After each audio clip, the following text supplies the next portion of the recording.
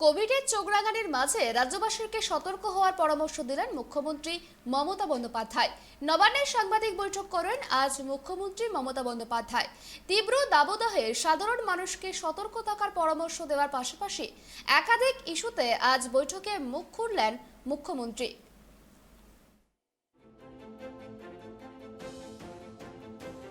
নবান্নের সাংবাদিক বৈঠক করেন মুখ্যমন্ত্রী মমতা বন্দ্যোপাধ্যায়। তীব্র দাবদাহে নাজেহাল পরিস্থিতি বঙ্গবাসীর, চারিদিকে হাঁসফাঁস করছে মানুষ। হিট স্ট্রোকের সমস্যা দেখা যাচ্ছে মানুষের মধ্যে, ফলে সতর্ক থাকার পরামর্শ দিয়েছেন মুখ্যমন্ত্রী। গরম থেকে বাঁচতে কি করা যায় সেই সমস্ত সিদ্ধান্তও বলে দিয়েছেন মুখ্যমন্ত্রী মমতা বন্দ্যোপাধ্যায়।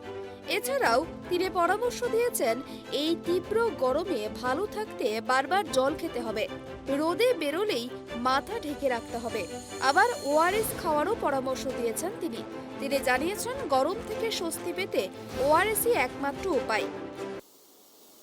ডিহাইড্রেশন হলে ওআরএস হচ্ছে একমাত্র, অথবা আপনি নুন চিনির জল খান না, চিনিও দরকার নেই। নুন, লেবু, একটু বিট নুন নেবেন, জল নেবেন 1 গ্লাস, একটু বিট নুন নেবেন আর একটু লেবু নেবেন, নিয়ে বিট নুন আর লেবু দিয়ে চিনি ছাড়াও জল খাওয়া যায়, শরবত খাওয়া যায়।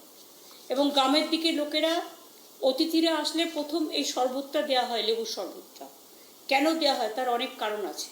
এটাও কিন্তু ওআরএসের কাজ করে।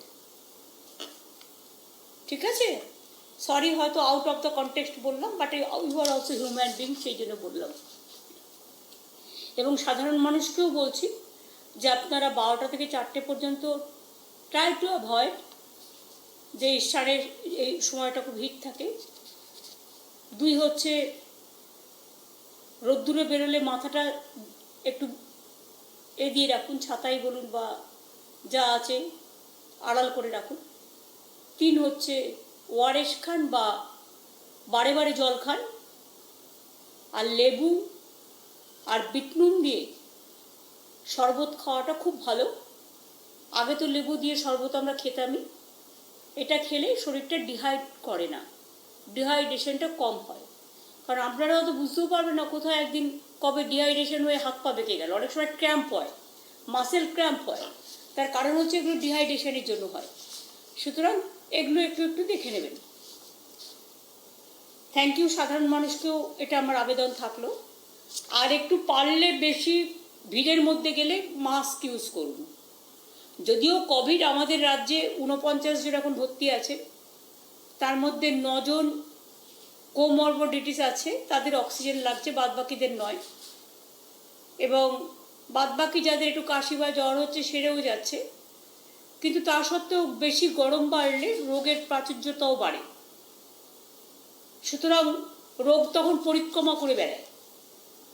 কাজেই সেই সময় বেশি ভিড়ে গেলে একটুখানি আবার স্যানিটাইজেশনটা একটু করুন এই 2-3 মাস, আর একটু মাস্কটা ইউজ করুন ভিড়ে গেলে। আমিও মাস্ক ইউজ করব আফটার ঈদ, নিশ্চয়ই করবো। এখন আমার কয়েকটা ইফতার যেহেতু ইনভিটেশন আছে, আমি তো সেটা অ্যাভয়েড করতে পারি না।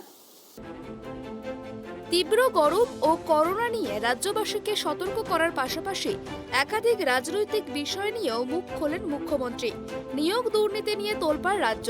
আদালতের নির্দেশে বিভিন্ন পদে কর্মরত অনেকের চাকরি গিয়েছে, সেই প্রসঙ্গে মুখ খুলে নাম না করে বিচারপতি অভিজিৎ গঙ্গোপাধ্যায়কেও কটাক্ষ করেন।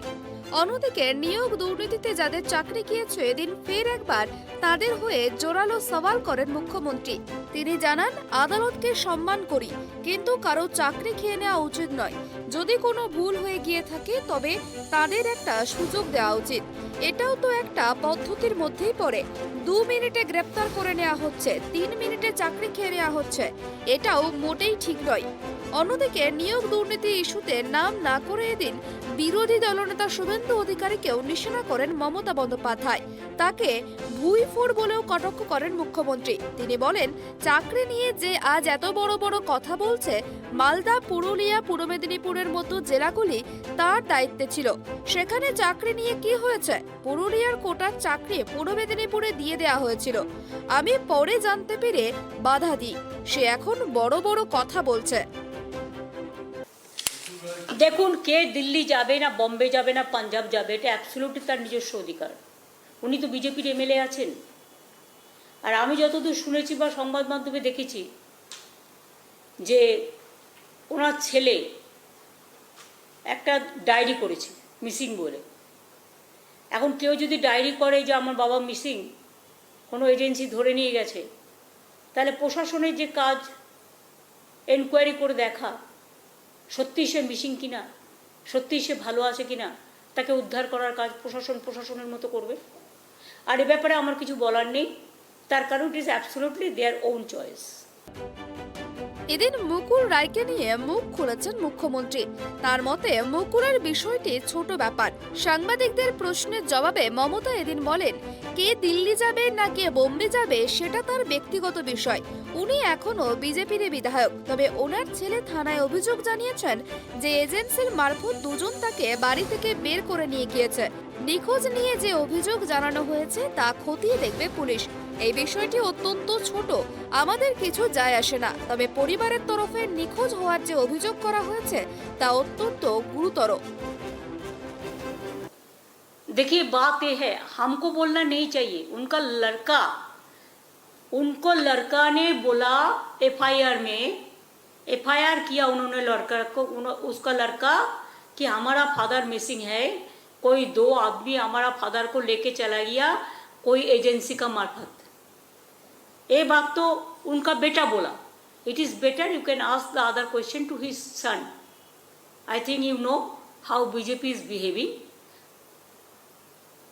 मे भी कोई थ्रेट किया था, कुछ किया था, लेकिन वो तो बीजेपी का ही एमएलए है।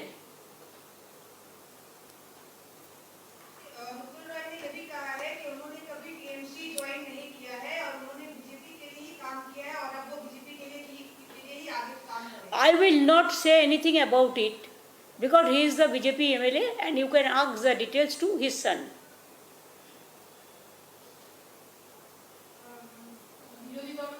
And this is a very small matter, so we don't care. It is better to ignore. But missing case is very serious. অন্যদিকে এদিন মুখ্যমন্ত্রী জানান, দলের কর্মীদের নিয়ে আগামী 2 মাস অভিষেক সারা রাজ্যের বিভিন্ন প্রান্তে ঘুরে ঘুরে জনসংযোগের সিদ্ধান্ত নিয়েছেন। আগামী 25শে এপ্রিল থেকে সে কর্মসূচি শুরু হবে।